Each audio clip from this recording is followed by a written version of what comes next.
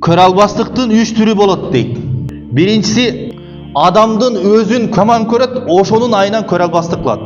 Биринчиси адамдын өзүн жаман көрөт. Бир адам бар, кошунасын же болбосо просто бир личностты жаман көрөт да.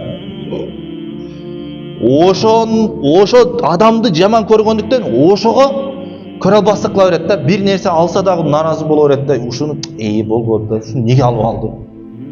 Ушуну Кудай буга эмнеге берди экен? Деп ичине көре албастык кыла берет. Экинчиси өзүнөн бирөөнүн өтүп кетишин каалабай көре албастык кылат. Не хочет, что кто-то его опередил. Бирөө андан өтүп кетишин каалабайт да.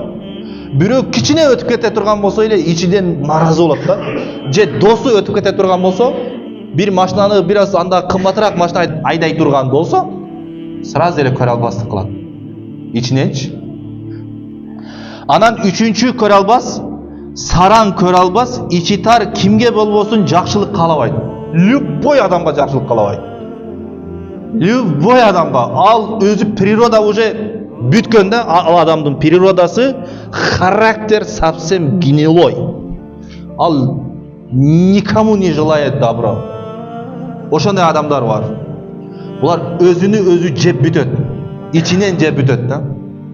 Себеби бул бир нерсе алса, бул сосед мындай алып коюптур, өлдү да, настроение уже до вечера нет уже.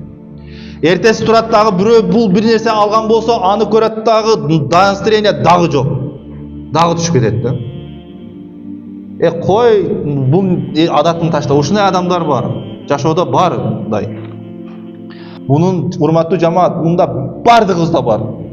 Көрө албастык бардыгыбызда бар. Ишенбесеңиздер өзүңүздөр текшерип көрүңүздөр. Себеби буну пайгамбарыбыз саллаллаху алейхи вассалам айтып атат.